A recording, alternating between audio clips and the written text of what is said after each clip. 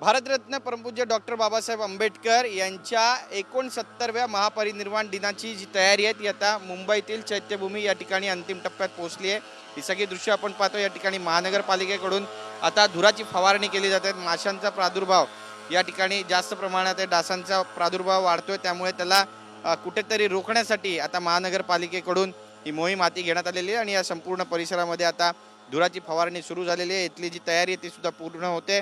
5 आणि 6 डिसेंबरला मोठ्या प्रमाणामध्ये या ठिकाणी अनुयायी येणार आहेत आणि आपण पाहतोय की आजच अनुयायी जे आहेत ते मुंबईच्या शिवाजी पार्क या ठिकाणी दाखल झालेले आहेत आणि आता रांग लागायला सुद्धा सुरुवात झालेली आहे। जे चैत्य आहे, जे स्तूप आहे ज्या ठिकाणी, त्या ठिकाणी सुद्धा आपण पाहतोय की बरेचसे अनुयायी आहेत जे बाबासाहेबांना अभिवादन करण्यासाठी या ठिकाणी दाखल झालेले आहेत आणि याच अनुषंगानं मुंबईतील बेस्ट उपक्रमानं देखील मागील वर्षाच्या तुलनेत अधिक विद्युत बसेसच्या सेवा ज्या आहेत त्या देण्याचं ठरवलेलं आहे। त्यासोबतच आरोग्य शिबिराचं सुद्धा आयोजन या ठिकाणी करण्यात आलेलं आहे। त्यासोबतच अनुयायांसाठी अल्पोपहाराची व्यवस्था सुद्धा या ठिकाणी करण्यात आलेली आहे। ही सगळी दृश्य आपण पाहतोय की कशा पद्धतीचं सध्या वातावरण मुंबईच्या चैत्यभूमी परिसरामध्ये आपल्याला पाहायला मिळतंय। महापरिनिर्वाण दिनानिमित्त प्रशासन सज्ज झालेलं आहे, महानगरपालिका सज्ज झालेली आहे आणि कुठलीही कमी राहू नये याची देखील पुरेपूर दखल घेतली जाते। मी सध्या ज्या ठिकाणी उभा आहे त्या ठिकाणाहून आपल्याला सीलिंग सुद्धा स्पष्टपणे पाहायला मिळतो आणि या सीलिंगवर सध्या नमस्ते असं आशय लिहिलं आहे, कारण जे विदेशी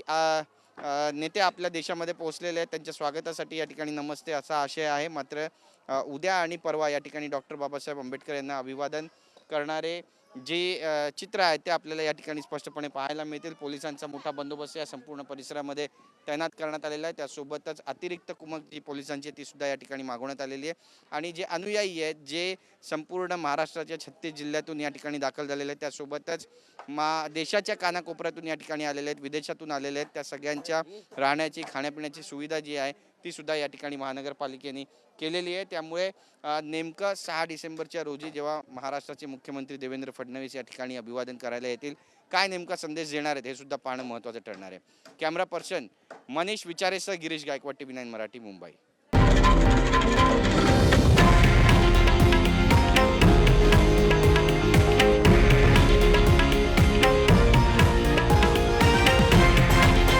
हे आहे देशातील नंबर 1 न्यूज नेटवर्क आणि आपण पाहत आहात TV9 मराठी, एकमेव।